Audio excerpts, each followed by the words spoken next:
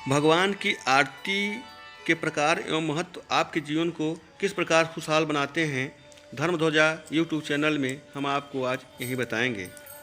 आपको धार्मिक मान्यताओं और उसके प्रभाव के बारे में जानने के लिए कृपया मेरे यूट्यूब चैनल को सब्सक्राइब करें, बेल आइकन दबाएं और शेयर करें, जिससे आपको नई नई जानकारी मिलती रहे। आज हम आपको आरती के महत्व के बारे में बताएंगे। आरती कितने प्रकार की होती है और आरती का क्या अर्थ होता है, यह हम आपको बता रहे हैं। पूरी श्रद्धा के साथ परमात्मा की भक्ति में डूब जाना आरती को निराजन भी कहा जाता है। निराजन का अर्थ है विशेष रूप से प्रकाशित करना, यानी कि देव पूजन से प्राप्त होने वाली सकारात्मक शक्ति हमारे मन को प्रकाशित कर दे, व्यक्तित्व को उज्जवल कर दे। बिना मंत्र के किए गए पूजन में भी आरती कर लेने में पूर्णता आ जाती है। स्कंद पुराण में भगवान की आरती के संबंध में कहा गया है कि कोई व्यक्ति मंत्र नहीं जानता, पूजा की विधि नहीं जानता, लेकिन भगवान की आरती को कर रहा है, उस पूजन कार्य में श्रद्धा रख रहा है, शामिल हो रहा है, तो भगवान की उसके ऊपर पूरी कृपा बरसती रहती है। आरती हम दीपक से क्यों करते हैं? रूई के साथ घी की बाती जलाई जाती है। घी समृद्धि प्रदाता है। घी रूखापन दूर कर शीघ्रता प्रदान करता है। भगवान को अर्पित किए गए घी के दीपक का मतलब है कि जितनी शीघ्रता इस घी में है, उतनी ही शीघ्रता से हमारे जीवन के सभी अच्छे कार्य बनते चले जाएं। कभी किसी प्रकार की रुकावटों का सामना हमारे जीवन में न करना पड़े। आरती में हम शंख की ध्वनि और घंटा की ध्वनि क्यों करते हैं? आरती में बजने वाले शंख और घंटी के स्वर के साथ जिस किसी देवता को ध्यान करके गायन किया जाता है, उससे मन एक जगह केंद्रित होता है, जिससे मन में चल रहे विचारों की उथल पुथल कम होती है।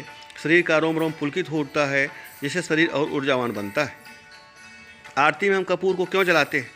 कपूर की महक तेजी से वायुमंडल में फैलती है। ब्रह्मांड में मौजूद सकारात्मक शक्तियों को यह आकर्षित करती है। आरती वह माध्यम है जिसके द्वारा दैवीय शक्ति को पूजन स्थल पर पहुंचने का मार्ग मिल जाता है।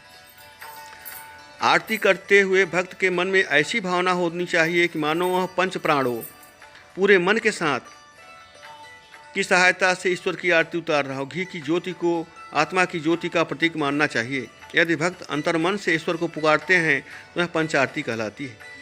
आरती वैसे तो दिन में 5 बार किया जाता है मंदिरों में, लेकिन घर में आरती 2 बार की जानी चाहिए, प्रातःकालीन आरती और सायंकालीन आरती। दीप भक्ति विज्ञान के अनुसार आरती से पहले भगवान को नमस्कार करते हुए 3 बार फूल अर्पित करना चाहिए। उसके बाद एक दीपक में शुद्ध घी लेकर उसमें विषम संख्या में, यानी कि 1, 3, 5 या 7 बत्तियां जलाकर आरती करनी चाहिए। सामान्य तौर पर 5 बत्तियों से आरती की जाती है, जिसे पंच प्रदीप भी कहते हैं। इसके बाद कपूर से आरती की जाती है। कपूर का धुआं वायुमंडल में जाकर मिलता है। यह धुआं हमारे पूजन कार्य को ब्रह्मांड शक्ति तक पहुंचाने का कार्य करता है। किसी भी विशेष पूजन में आरती 5 चीज़ों से की जा सकती है। पहली धूप से, दूसरी दीप से, तीसरी धुले हुए वस्त्र से, चौथी कपूर से और 5वीं जल से। आरती के थाली को हम कैसे सजाएंगे, इसकी पूरी विधि हम आपको बता रहे हैं। आरती के थाल में एक जल में लोटा भरा हुआ ले, अर्पित किए जाने वाले फूल, कुमकुम, चावल, दीपक, धूप, कपूर, धुला हुआ वस्त्र, घंटी, आरती संग्रह की किताब रखी जानी चाहिए। थाल में कुमकुम से स्वास्तिक की आकृति बना लें। थाल पीतल या तांबे का लिया जाना चाहिए। आरती को हम किस विधि से करेंगे, यह हम आपको बता रहे हैं। भगवान के सामने आरती इस प्रकार से घुमाते हुए करनी चाहिए कि ओम जैसी आकृति बने। अलग अलग देवी देवताओं के सामने दीपक को घुमाने की भी संख्या शास्त्रों में इस प्रकार वर्णित है। भगवान शिव के सामने 3 या 5 बार घुमाएं। भगवान गणेश के सामने 4 बार घुमाएं। भगवान विष्णु के सामने 12 बार घुमाएं। भगवान रुद्र के सामने 14 बार घुमाएं। भगवान सूर्य के सामने 7 बार घुमाएं। भगवती दुर्गा जी के सामने 9 बार घुमाएं। अन्य देवताओं के सामने 7 बार घुमाएं। यदि दीपक को घुमाने की विधि को लेकर कोई उलझन हो तो आगे दी गई विधि से किसी भी देवी या देवता की आरती की जा सकती है। आरती अपनी बाईं ओर से शुरू करके दाईं ओर ले जानी चाहिए। इस क्रम को 7 बार किया जाना चाहिए। इससे भगवान की मूर्ति के चरणों में 4 बार, नाभि देश में 2 बार और मुखमंडल में 1 बार घुमाना चाहिए। इसके बाद देव मूर्ति के सामने आरती को गोलाकार 7 बार घुमाना चाहिए। पद्म पुराण में आरती के लिए कहा गया है कि कुमकुम अगर कपूर, घी और चंदन की 7 या 5 बत्तियां बनाकर अथवा रुई और घी की बत्तियां बनाकर शंख, घंटा आदि बजाते हुए आरती करनी चाहिए। भगवान की आरती हो जाने के बाद थाल को चारों ओर जल घुमाया जाना चाहिए, जिससे आरती शांत की जाए। भगवान की आरती संपन्न हो जाने के बाद भक्तों को आरती दी जाती है। आरती अपने दाईं ओर से दी जानी चाहिए। सभी भक्त आरती लेते हैं। आरती लेते समय भक्त अपने दोनों हाथों को नीचे उल्टा कर जोड़ते हैं। आरती पर से घुमाकर अपने माथे पर लगाते हैं, जिससे पीछे मानता है कि ईश्वरीय शक्ति उस ज्योति में समाई रहती है जिस शक्ति का भाग भक्त माथे पर लेते हैं, और एक मान्यता के अनुसार इससे ईश्वर की नज़र उतारी जाती है, जिसका असली कारण भगवान के प्रति अपने प्रेम और भक्ति को जताता है। पूजा के बाद क्यों जरूरी है आरती, ये हम आपको विस्तार से बताएंगे। घर हो या मंदिर, भगवान की पूजा के बाद घड़ी, घंटा और शंख के ध्वनि के साथ आरती की जाती है। बिना आरती के कोई भी पूजा अपूर्ण मानी जाती है। इसलिए पूजा शुरू करने से पहले लोग आरती की थाल सजाकर बैठते हैं। पूजा में आरती का इतना महत्व क्यों है, इसका उत्तर स्कंद पुराण में मिलता है।